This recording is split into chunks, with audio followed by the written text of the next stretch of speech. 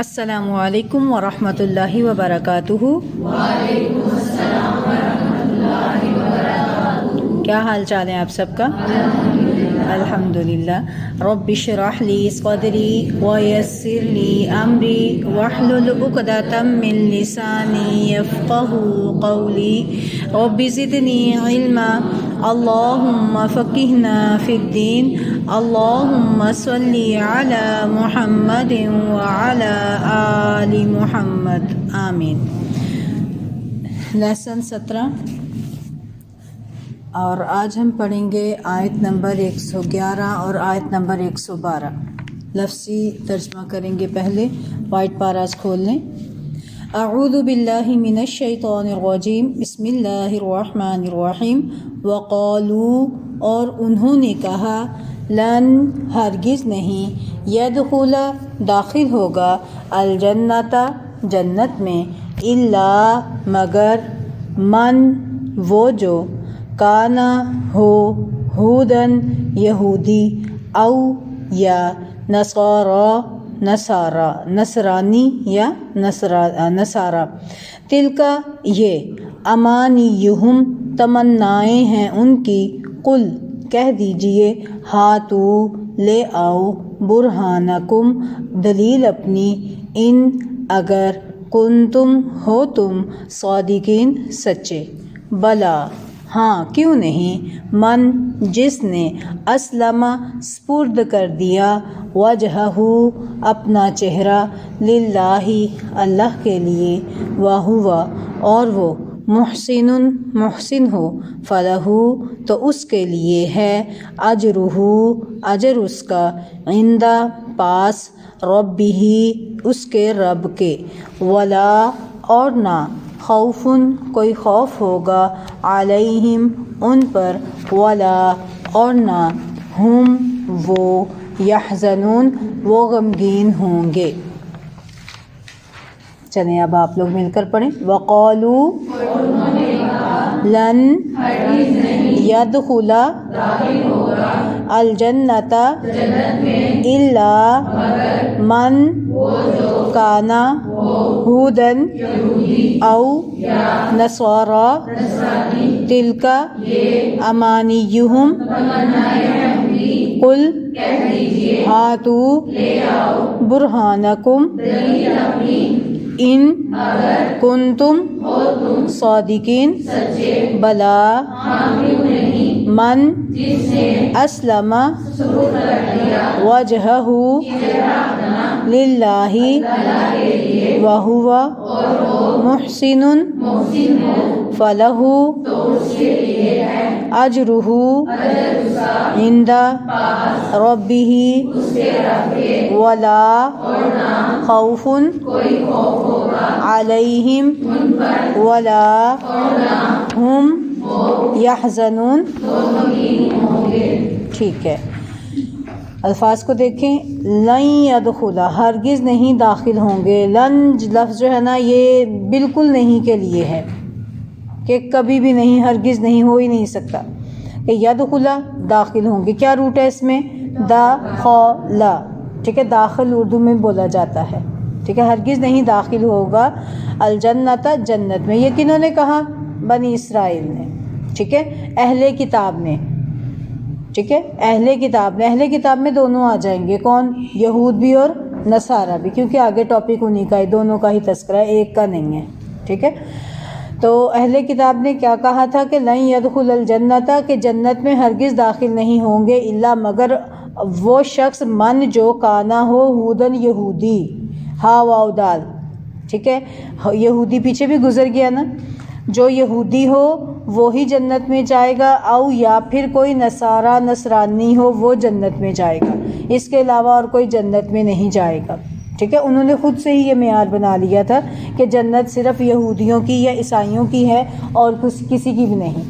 تو اللہ تعالیٰ کہتے ہیں پیغمبر صلی اللہ علیہ وسلم، آپ ان سے پوچھئے، تلکا، یہ تو، امانیہم، تمنائیں ہیں ان کی، امنیت ان کی جمع ہے امانیہ، ٹھیک ہے، تمنائیں ہیں، منا اس کا روٹ ہے، تمنا دل کی آرزو کہ جس کے انسان کی حقدار نہیں ہے لیکن اس کی تمنا کرنا، میرا دل چاہ رہا ہے، میرا جی کو اچھا لگ رہا ہے، میں نے یہ لینا ہی لینا ہے، چاہے جائز طریقے سے لوں چاہے ناجائز طریقے سے، بس میری اس پر نظر آ گئی، میرا اس پر دل آ گیا، اس کو میں نے لینا ہے، اس کو تمنائیں، ٹھیک ہے، یہ آرزویں.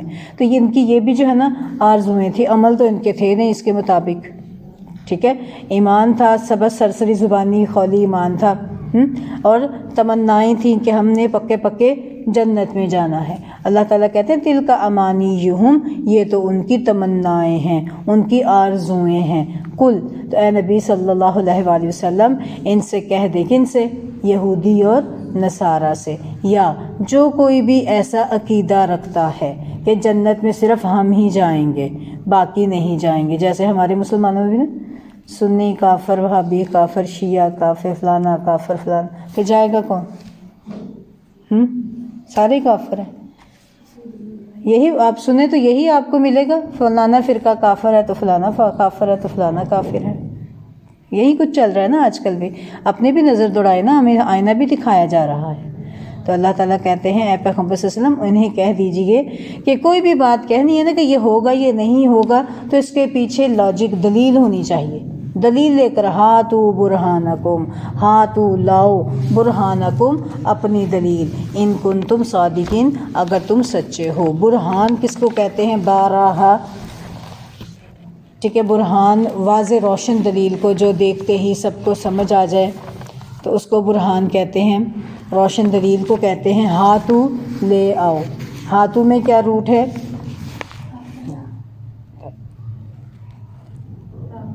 برہان میں بارہا، برہا، برہن، ہاتو لے آؤ، ٹھیک ہے. ان کنتم صادقین اگر تم سچے ہو، کہ اگر تم سچے ہو تو تم اپنی دلیل لے آؤ. صادقین صادق کی جمع، ٹھیک ہے. اس کا روٹ بھی آپ سب پر واضح ہے، آپ اردو میں بھی پڑھتے ہیں. صدق، صاد، دال، قاف، بلا، ہاں کیوں نہیں، یہ اللہ نے دستور بتا دیا، کیوں نہیں. من اسلم، جس نے سپرد کر دیا، سین لام میم، کیا کرنا؟ اپنے آپ کو سپرد کر دینا.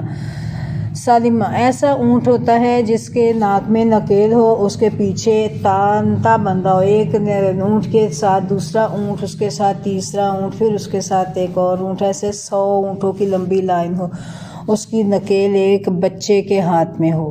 وہ پہلے اونٹ کی نکیل کو پکڑ کے جہاں لے جائے وہ اونٹ چلتا چلا جائے، جہاں وہ بٹھائے وہاں بیٹھ جائے، سارے کے سارے 100 کے 100 لائن پیچھے بیٹھ جائے، جب وہ کھڑا کرے کھڑے ہو جائیں، جب وہ چلائے چلیں.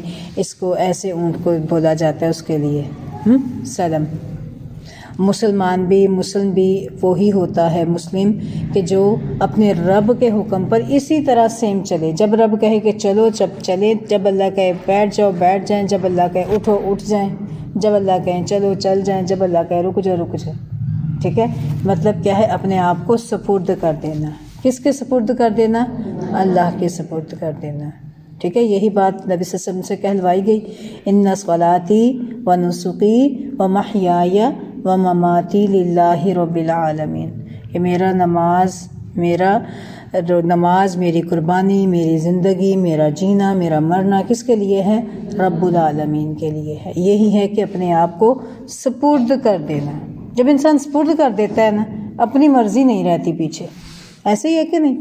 ٹھیک ہے. وجہہ، چہرہ اپنا، وجہ چہرے کو کہتے ہیں، واو جیم ہا اس کا روٹ ہے، اور یہ اس کو کہتے ہیں، یہ جو ہے نا یہ سر کے بالوں کے علاوہ کان اور یہ ٹھوڑی سے نیچے سے لے کر یہ سارا اس کو وجہ کہتے ہیں. ٹھیک ہے، وجہہ اپنا چہرہ. اور حقیقت بات بھی ادھر یہی ہے کہ انسان کی جہاں رضا ہوتی ہے نا وہیں اس کا چہرہ ہوتا ہے. ایسے ہی ہے نا، جہاں آپ کا دل نہیں چاہتا آپ اس کی طرف منہ کرتے نہیں نا. ٹھیک ہے، تو یہ بھی رضامندی کی ایک علامت ہے کہ انسان اپنا چہرہ اس کی طرف کر دے جس طرف اس کو پسند ہے، جس کو دیکھنا پسند ہے، جس کی بات سننا پسند ہے. من اسلم وجہہ، جس نے سپرد کر دیا چہرہ اپنا، للہ اللہ کے لیے، وہوا اور ساتھ میں اس کے اندر مزید صفت کیا ہو، اور وہ محسن بھی ہو، احسان کرنے والا بھی ہو، یعنی کہ خوبصورت طریقے سے کام کرنے والا. احسان کس کو کہتے ہیں؟ حسن سے ہے نا. کیا روٹ ہے محسن میں؟ ہاں سین نون، کیا بنا؟ حسن، حسین، خوبصورت.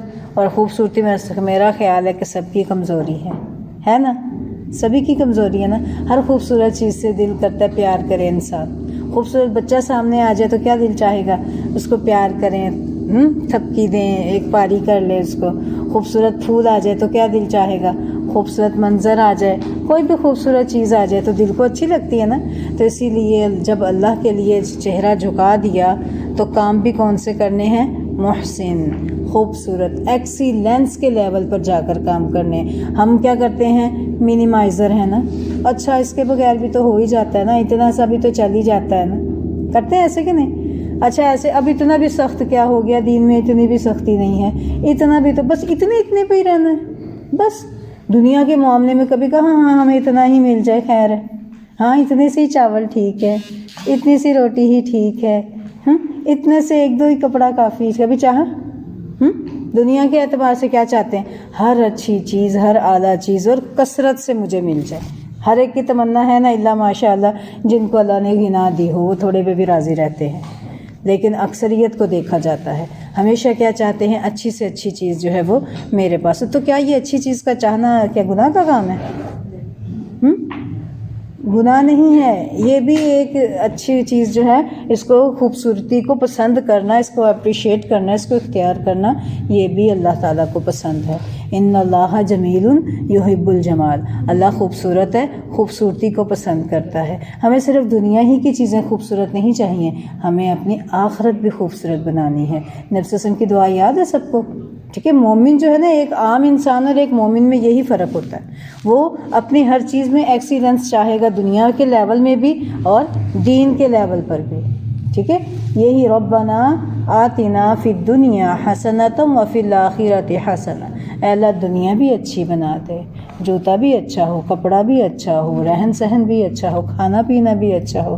اب الحمدللہ دین کا کام کریں گے یہ بھی اچھے لیول پر ہو، یہ نہیں کہ گندے مندے ترقے اٹھ کر آ جائیں یا گندی مندی جگہ پہ بیٹھ جائیں. نہیں، یہ بھی صاف ستھرا، جیسے جیسے اللہ نے ہمیں وسائل دیے ہیں اس کو بھی ہم نے بہتر کرنا ہے. ٹھیک ہے، خود بھی اچھے سے اچھا بن کے آنا ہے. کیوں؟ اللہ کو خوبصورتی پسند ہے، اور اس میں بھی ایکسیس نہیں کرنا کسی بھی چیز میں. شو آف میں اور حسن اخلاق میں بہت فرق ہے. ہمیں شو آف نہیں کرنا، اترانا نہیں ہے، بلا وجہ اپنی شیخیاں نہیں بگاڑتے رہنا. ٹھیک ہے، ان دونوں میں بیلنس اختیار کرنا ہے تو یہی چیز حسن پیدا کر دے گی. ٹھیک ہے، محسن، وہ محسن بھی ہو، عمدہ طریقے سے کام کر، نماز پڑھے ایسے مزہ آ جائے، سکون سے ساری تلاوت کے پتہ چلے میں اللہ کے حضور کھڑا ہوں، میں اللہ سے کیا مانگ رہی ہوں. ٹھیک ہے، میرے کپڑے بھی صاف ہے، میری جگہ بھی صاف ہے، خوشبو بھی لگا لیں چاہے جگہ کو، جائے نماز کو لگا لیں خوشبو. جو دوپٹہ لے کر نماز پڑھنی ہے اس کو چاہے لگا لیں خوشبو، لیکن وہ لے کر باہر نہ نکلیں. ٹھیک ہے، ایسا حسن پیدا کرنے جس سے آپ کے دل میں کیا ہو، ایک تازگی ہو، ایک خوشی کا احساس ہو. میں کس کے سامنے کھڑی ہوں؟ اپنے رب کے حضور کھڑی، دنیا کا بادشاہ، سارے بادشاہوں کا بادشاہ، اس کے دربار میں حاضری. آپ کو پتہ ہے امام شافعی رحمۃ اللہ کیا کیا کرتے تھے؟ وہ 360 دن کے 360 سوٹ بنایا کرتے تھے کہ میں نے نبی صلی اللہ علیہ وسلم کے ممبر پر کھڑے ہونا ہے، نیا سفید چمکتا ہوا اجلا سوٹ پہن کر بیٹھ کر نبی صلی اللہ علیہ وسلم کی حدیث پڑھا کرتے تھے، اور پھر اگلے دن وہ سوٹ صدقہ کر دیتے تھے اور نیا سوٹ پہنتے تھے. آپ نے ایک دفعہ جو سوٹ پہنا اس کو دینے کو دل کرے گا آپ؟ ہم تو پرانے سوٹوں پہ سے بھی نوچ نوچ کے چیزیں اتار لیتے ہیں، تبھی ٹنڈ منڈ کر کے گنجا منجا کر کے کہ اب یہ کسی کو دے دیں، ایسے کرتے ہیں نا. تو اللہ نے دیا ہے تو دل بھی بڑا کرے. ٹھیک ہے نا، تو یہ ہے خوبصورتی، ہر چیز میں خوبصورتی، آپ کے کام میں خوبصورتی ہو. لکھنا ہے تو اچھے انداز سے، یہ نہیں کہ اپنی ریلیں بھرتے چلے جائیں. چلو اور تو کوئی کام نہیں ہے، باجی بول رہی بولتی جائیں، ریلے سے پینسل پھیر پھیر کے قرآن پہ پھول بوٹے بنانا شروع کر دیں، وہ نہیں کام کرنے. جب بیٹھنا ہے تب بھی ایکسیلنس لیول پر پوری توجہ کے ساتھ بیٹھنا ہے. ٹھیک ہے، اپنی توجہ ڈائیورٹ نہیں کرنی، تاکہ جس مقصد کے لیے اکٹھے ہوئے ہیں وہ مقصد حاصل کر سکیں. ٹھیک ہے، نماز پڑھنی ہے ایکسیلنس کے لیول پر، قرآن پڑھنا ہے ایکسیلنس لیول پر.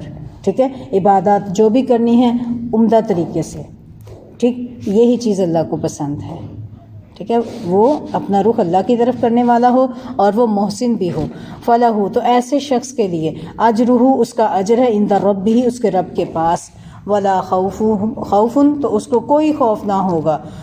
خوف آپ نے پڑھا نا کتنا دفعہ یہ گزر گیا. علیہم، ان پر، ولا ہم، اور نہ ہی وہ یحزنون، غمگین ہوں گے. یحزنون میں روٹ آپ لوگ مجھے بتائیں گے، سب مل کر بتائیں. کیا بنا؟ حزن، حزن، غم و حزن، حزن و ملال اردو میں بڑا بولا جاتا ہے. ٹھیک ہے، حزن کس کو کہتے ہیں؟ غم کو، جس میں انسان اندر اندر کڑتا رہتا ہے نا. تو یحزنون، وہ غمگین نہیں ہوں گے، یعنی کہ خوف نہیں ہوگا پتہ نہیں کیا بنے گا میرے ساتھ. ہے خوف کے نہیں مرنا ہے نا سب نے. کبھی آپ کو آئے مرنے سے خوف؟ پتہ نہیں اس قبر میں نے جانا ہے تو میرا کیا بنے گا، آ جاتی ہے نا کب کبھی. تو اس وقت نبی صلی اللہ علیہ وسلم بھی ایک شخص کے پاس آئے تھے نا جس پر آخری وقت تھا جس کا، تو پیغمبر صلی اللہ علیہ وسلم نے اس سے پوچھا تھا کہ کیا حالت ہے. کہتے ہیں اے اللہ کے نبی، مجھے خوف بھی ہے اپنے گناہوں کا، لیکن میں اللہ سے امید بھی رکھتا ہوں. تو نبی صلی اللہ علیہ وسلم نے کہا کہ اللہ تعالیٰ اپنے بندے کے گمان کے مطابق ہے. خوف بھی رکھنا ہے اللہ کا کہ اللہ بڑے گناہ گار ہیں، اپنے گناہوں پر نظر رکھنی ہے کہ اللہ گناہ گار بڑے ہیں ہم، تیری رحمت بڑی وسیع ہے، تیری رحمت کی امید بھی کرتا ہوں، تو میرے گناہوں پر قلم پھیرتا ہوا مجھے اپنی جنتیں عطا فرما دینا. ٹھیک ہے نا. تو ایسے لوگوں کو کوئی خوف نہیں ہوگا، دنیا چھوڑنے کا کوئی خوف نہیں ہوگا، آگے جانے کا کوئی خوف نہیں ہوگا، پتہ نہیں آگے کیا منزل ہوگی. 2 کام کرنے ہیں، اپنے آپ کو اللہ کے سپرد کر کے احسان کے لیول پر کام کرنا ہے. 2 کام یہ آپ کرنے تو اللہ تعالیٰ ہر خوف و خطر سے پاک کر دیں گے. سبحان اللہ. ٹھیک ہے. ولا خوف علیہم، نہ تو ان کو خوف ہوگا، ولا ہم یحزنون، وہ غم بھی نہیں ہوگا انہیں، کسی قسم کا کوئی غم نہیں ہوگا. خوف انجانی چیز کا ہوتا ہے، غم کس کا ہوتا ہے؟ جب انسان کو دکھ مل جاتا ہے پھر وہ غم ہوتا ہے. یعنی کہ کوئی چیز چھیننے کا دکھ نہیں ہوگا، کوئی کہ ہم آخرت میں آ گئے ہیں، دنیا پیچھے چھوڑا ہے، اس کا کوئی غم نہیں ہوگا. ٹھیک ہے. اور انجانا خوف بھی نہیں ہوگا. چلیے اب اس کی تشریح دیکھتے ہیں.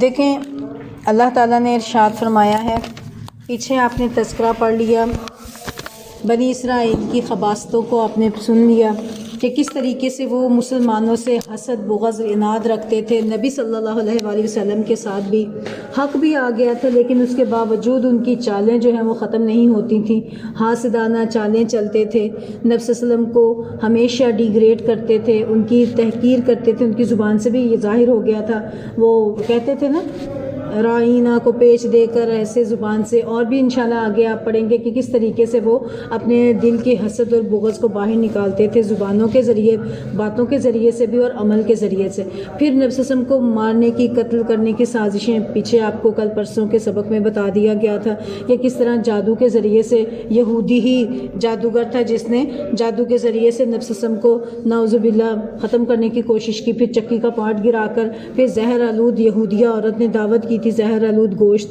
کہ جو ہے نا وہ پیش کر کے نبی صلی اللہ علیہ وسلم نے نہیں کھایا، ایک صحابی نے کھا لیا تھا تو وہ وہیں پر تڑپ تڑپ پر شہید ہو گئے تھے. وہ پیغمبر صلی اللہ علیہ وسلم نے صرف ابھی منہ لگایا تھا، بائٹ لگائی تھی، تو کہتے ہیں اس کا اثر جو ہے وہ مرنے سے قریب المرض سے پہلے پیغمبر صلی اللہ علیہ وسلم کو جو درد ہوا تھا، اور وہ کہتے ہیں میں اس زہر کا اثر آج بھی اپنے جسم میں پاتا ہوں. ٹھیک ہے. تو یہ ان کی سازشیں تھی جو انہوں نے کی تھی. تو اللہ تعالیٰ کہتے ہیں ان کو فاعفو واصفحوا، انہیں معاف کر دیں، درگزر کریں. حاسدوں کا علاج، اور کیا کرنا ہے؟ فوکس کس کو کرنا ہے؟ اپنے رب سے اپنے تعلق کو مضبوط کرنا ہے، اور اللہ کے بندوں سے اپنے تعلق کو مضبوط کرنا ہے. نماز کو قائم کرنا ہے، ایکسیلنس لیول پر جا کر نماز ادا کرنی ہے، اور حقوق العباد ادا کرنے ہیں، زکوٰۃ ادا کرنی ہے، فرضی ہے تو وہ، اور نفلی بھی صدقہ خیرات نکالتے رہنا ہے. پھر اللہ تعالیٰ نے کیا کہا تھا کہ جو بھی تم نیکی کا کام کرو گے تو وہ تم آگے پاؤ گے. پھر دیکھیں آیت نمبر 111 اور 112، اس میں لمبی بات ہے بہت، لیکن اس کو انتہائی مختصر کر دیا. یہ قرآن پاک کا اعجاز ہے، آپ کو بڑی جگہ ملے گا کہ اتنی لمبی بات کو اتنے سے جملے میں مکمل کر دیا. لمبی بات کو مختصر کر دیا گیا. لفظی بامحاورہ ترجمہ بھی دیکھ لیں. وَقَالُوا لَن يَدْخُلَ الْجَنَّةَ إِلَّا مَنْ كَانَ هُودًا أَوْ نَصَارَىٰ، اور انہوں نے کہا جنت میں ہرگز داخل نہیں ہوں گے مگر جو یہودی ہوں گے یا نصارہ. تِلْکَ أَمَانِيُّهُمْ، یہ ان کی آرزوئیں ہیں. قُلْ هَاتُوا بُرْهَانَكُمْ إِن كُنتُمْ صَادِقِينَ، اے نبی صلی اللہ علیہ وسلم آپ کہہ دیجئے کہ لاؤ اپنی دلیل اگر تم سچے ہو. یعنی یہودیوں نے کہا جنت میں ہرگز نہیں داخل ہوگے مگر جو یہودی ہوں گے، اور نصارہ نے کہا جنت میں ہرگز داخل نہیں ہوں گے مگر جو نصارہ ہوں گے، کیونکہ ان میں سے کوئی بھی فریق دوسرے کے جنت میں جانے کا عقیدہ نہیں رکھتا تھا. ٹھیک ہے، یہ ان کی آرزوئیں ہی ہیں، حقیقت سے ان کا کچھ تعلق نہیں. اگر یہ سچے ہیں تو اپنی دلیل پیش کریں. امام رازی رحمۃ اللہ نے فرمایا اس آیت سے ثابت ہوا کہ کوئی بھی دعویٰ کرنے والا خواہ نفی کا دعویٰ کرے یا اس بات کا، اس پر دلیل اور برہان پیش کرنا لازم ہے. کہ دعویٰ کر دینے سے کوئی چیز کسی کی نہیں ہو جاتی. اب میں آپ کا یہ پارا پکڑ کے کہوں یہ میرا ہے، میرا ہو جائے گا؟ نہیں، مجھے دلیل پیش کرنی ہوگی. آپ میں سے کوئی بھی اٹھ کے یہاں کی کسی چیز کو پکڑ کے کہہ دے کہ یہ میری ہے، ہو جائے گی اس کے کہنے سے؟ دعویٰ کرنے والے کو کیا کرنا پڑے گا؟ دلیل لانی پڑے گی کہ بتاؤ وجہ کیا ہے، کیسے ہے تمہاری، وہ دلیل پیش کریں. تو اللہ تعالیٰ نے یہی بات کہی کہ یہ جو کہتے ہیں نا جنت ہماری ہے کہ ہم ہی جائیں گے اور کوئی نہیں، اللہ تعالیٰ کہتے ہیں نہیں کو دلیل لے کر آئیں، دعویٰ کر دیں، دعوے کو سچا ثابت کرو. اور سچا کیسے ثابت ہوگا؟ دلیل کے ذریعے سے وہ بات ثابت ہو جائے گی. اور یہ تقلیداً کہی ہوئی بات کے باطل ہونے کی سب سے سچی اور پکی دلیل ہے، کیونکہ تقلید نام ہی کسی بات کو بلا دلیل قبول کرنے کا ہے. تقلید سنا آپ نے؟ مقلد لفظ سنا ہوگا، ٹھیک ہے، فلانا فلاں کا مقلد ہے. تو مقلد، تقلید اور دلیل دونوں اپوزٹ ہیں. تقلید کس کو کہتے ہیں؟ آنکھیں بند کر کے دلیل کے بغیر کسی کے پیچھے چلنا، سمجھ آئی؟ اور دلیل کے ساتھ کسی کو فالو کرنا، ان دونوں میں فرق ہے نا. تو یہی اللہ تعالیٰ نے ایمان والوں سے پسند کیا ہے کہ وہ دلیل لے کر آئیں، دلیل پر جئیں. وہ اپنے قرآن پاک کی ایک آیت بھی ہے نا کہ جو جینا چاہے وہ دلیل پر چاہے، اور جو مرنا چاہے تو وہ بھی دلیل پر مرے. سورہ توبہ کے اندر موجود ہے. تو اللہ تعالیٰ نے جنگوں کے مقاصد میں ایک مقصد یہ بھی بیان کیا ہے. پھر دیکھیں امانی جو ہے خبر معرفہ ہونے کی وجہ سے ترجمے میں ہی کا اضافہ ہے. آج کل مسلمان بھی محض آرزو اور خوش فہمیوں میں مبتلا ہیں، حالانکہ نام کا اسلام نہ دنیا میں عزت کا ضامن ہے نہ آخرت میں. تو ہم بھی نام کے مسلمان ہیں نا، تو نام کے مسلمان نہیں بننا، عملی طور پر اپنا ثبوت پیش کرنا ہے. اگلی آیت میں وہی بات آ رہی ہے عملاً طور پر. بلا، اللہ تعالیٰ ارشاد فرماتے ہیں کیوں نہیں. من اسلم وجہہ للہ وہو محسن، کہ جس نے اپنا چہرہ اللہ کے تابع کر دیا اور وہ نیکی کرنے والا ہو. فلہ اجرہ عند ربہ ولا خوف علیہم ولا ہم یحزنون، تو اس کے لیے اس کا اجر اس کے رب کے پاس ہے، نہ ان پر کوئی خوف ہے اور نہ وہ غمگین ہوں گے. اب دیکھیں، یعنی جنت میں جانے کے لیے کسی گروہ کا فرد ہونا کافی نہیں، بلکہ اس کے لیے 2 شرطیں ہیں. یہ آپ لوگوں نے بڑی اہم بات ہے نوٹ کر لینی ہے کہ جنت میں جانے کے لیے کسی گروہ سے تعلق رکھنا کافی نہیں کہ یہ تم مسلمان ہیں، مسلمان ہونا ہی کافی ہے. یہ نہیں ہے کہ سنی ہو جاؤ، شیعہ ہو جاؤ، وہابی ہو جاؤ، دیوبندی ہو جاؤ، فلاں ہو جاؤ، فلاں ہو جاؤ. کسی فرقے کے ساتھ نتھی ہونا کہیں بھی ثابت نہیں ہے. تو جنت کے لیے کیا ہونا ضروری ہے؟ اس کے لیے 2 شرطیں ہونا ضروری ہیں. ایک یہ کہ اپنا چہرہ تابع کر دے، اللہ کے تابع کر دے. چہرہ تابع ہو گیا تو پورا جسم تابع ہو جائے گا. پھر جو عمل کرے اس کے لیے کرے. کس کے لیے؟ محسن. احسان کیا ہے؟ خالص اللہ کے لیے عمل کرے، کسی دوسرے کا اس میں دخل نہ ہو. دوسری یہ کہ وہ عمل حسن ہو، یعنی نیک. اور صالح عمل کون سا ہے پتہ ہے آپ کو؟ اس کی 2 شرائط ہے مزید. کیا؟ ہاں جی، 2 چیزیں ہیں، اللہ کے لیے اور سنت کے مطابق. ٹھیک ہے، جو کام خالص اللہ کے لیے کیا جائے گا اور جو سنت کے مطابق ہوگا وہ عمل حسن عمل ہوگا. اور اگر لوگوں کے لیے ہوگا، ریاکاری ہوگی، دکھاوا ہوگا، شہرت ہوگی، کچھ بھی ہوگا، وہ عمل پھر خالص نہیں رہے گا. ٹھیک ہے. پھر دیکھیں اللہ تعالیٰ نے اسی کی طرف اشارہ فرمایا وَهُوَ محسن، وہ احسان کرنے والا ہو. نیک عمل وہی ہیں جو قرآن و سنت کے مطابق ہو. پہلی شرط نہ ہوگی تو منافقت ہے اور ریاکاری ہے، دوسری شرط نہ ہوگی تو بدعت اور گمراہی ہوگی. ٹھیک ہے، تو اللہ تعالیٰ ہمیں نیک عمل کرنے کی توفیق عطا فرمائے. اور محسن میں احسان، حسن سے احسان کے معاملے میں کام کرنے سے مراد نبی صلی اللہ علیہ وسلم سے بھی کی حدیث سے بھی لیتے ہیں. نبی صلی اللہ علیہ وسلم سے سوال کیا گیا کہ مل احسان، احسان کیا ہے؟ تو نبی صلی اللہ علیہ وآلہ وسلم نے ارشاد فرمایا ان تعبد اللہ کأنک تراہ، تو ایسے عبادت کر گویا کہ تو اللہ کو دیکھ رہا ہے. کیسے عبادت کرنی ہے؟ ایکسیلنس لیول پر، کہ گویا تو اللہ کو دیکھ رہا ہے. اور اگر تجھ سے یہ نہ ہو سکے فَإِنَّهُ يَرَاكَ، تو یہ تو یاد رکھو کہ وہ تجھے دیکھ رہا ہے. ٹھیک ہے، اگر یہ نہ ہو سکے تو کم سے کم دوسرا درجہ کون سا ہے احسان کا؟ کہ اللہ تجھے دیکھ رہا ہے. اور اگر یہ ہو کہ آپ کو کوئی دیکھ رہا ہے، پھر آپ کام کیسے کریں گے؟ ابھی پتہ چلے یہاں پہ مووی کیمرہ لگا ہوا ہے، پھر آپ کیسے ایسے بیٹھے رہیں گے؟ کیسے بیٹھے ہوں گے؟ ویسے سیدھے بیٹھا کریں، اللہ تو دیکھ رہا ہے نا، فرشتے آپ کی مووی بنا رہے ہیں. تو یہ یاد رکھیں، جب آپ کو پتہ ہو آپ گھر میں اکیلے ہیں، کوئی بھی نہیں، تب آپ کیسے کام کریں گے؟ جب آپ کو پتہ ہے آپ کو کوئی دیکھ رہا ہے، پھر آپ کام کیسے کریں گے؟ فرق ہو جائے گا. تو یہی کہ اللہ مجھے دیکھ رہا ہے، یہ ادنا درجہ ہے، یہ ہلکا درجہ ہے. اور اس سے بڑھ کر درجہ کیا ہے کہ گویا میں اللہ کو دیکھ رہا ہوں. یہ سب سے اعلیٰ درجہ ہے. اس لیول پر جا کر پھر سارے اعمال اللہ تعالیٰ کی خاطر کیا ہو جاتے ہیں؟ ٹھیک ہو جاتے ہیں، نیتیں بھی خالص ہو جاتی ہیں. اللہ تعالیٰ ہم سب کو عمل کی توفیق عطا فرمائے. وما علینا الا البلاغ المبین. اپنے لیے لازم کر لیں کہ میں نے کوئی بھی کام کرنا ہے مگروں نہیں لانا. ٹھیک ہے، پنجابی میں یہی کہتے ہیں نا، اوپر سے کر کے ہائے کیا ہے مصیبت جلدی سے گلے سے اتارے. نہیں، کوئی بھی کام کرنا ہے تو کیسے؟ کوئی نہیں دیکھ رہا، ساس نہیں دیکھ رہی، نند نہیں دیکھ رہی، ٹیچر نہیں دیکھ رہا، باجی نہیں دیکھ رہی، کوئی بھی نہیں دیکھ رہا. کون دیکھ رہا ہے؟ میرا اللہ. جو ڈیوٹی لی ہے میں نے اس کو اچھے سے نبھانا ہے. ٹھیک ہے، تو اس وقت یہ یاد رکھیں مجھے میرا رب دیکھ رہا ہے. اللہ تعالی ہم سب کو عمل کی توفیق عطا فرمائے. وما علینا الا البلاغ المبین. سبحانک اللہم و بحمدک، اشہد ان لا الہ الا انت، استغفرک و اتوب الیک.